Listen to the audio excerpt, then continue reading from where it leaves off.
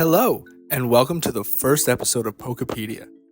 While you're here, you should know my goal is to provide answers that may be going around involving anything Pokemon related.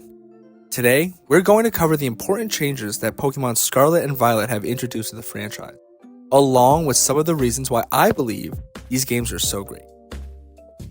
Now, Pokemon Scarlet and Violet, while having been out for nearly 2 years, look to continue to be many people's introduction to the Pokemon game series. Without any confirmed Generation 10 title, anyone looking to start either their first playthrough ever or pick back up after many years away will most likely focus their attention on Scarlet and Violet. These games brought with them many big changes to the series, meaning those new to the series or just returning are going to have questions, and my goal is to answer as many as I can.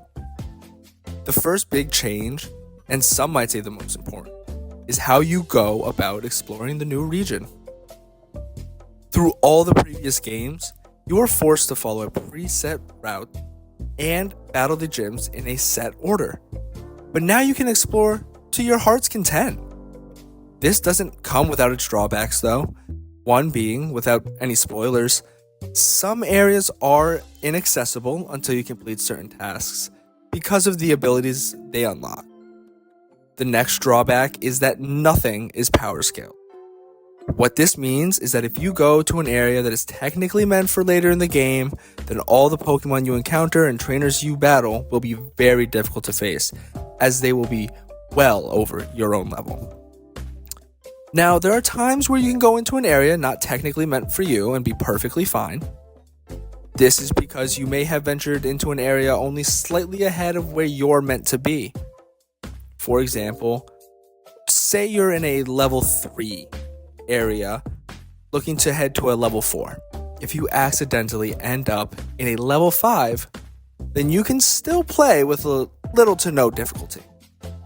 Be careful though, because even though it's possible, going too far outside of the rough order the game believes to be correct can cause you to miss certain things. Moving on. This generation adds 120 new Pokemon, all local to the Paldea region. It also hosts a Pokédex with a whopping 400 entry spots. That does include the 120. Another addition to this game is 3 different pathways you can follow. Your only gameplay option is not limited to just battling the gyms in Elite Four like before. But now as you explore, you can battle 5 special Pokemon and battle the 8 leaders of this generation's quote-unquote evil group, Team Star.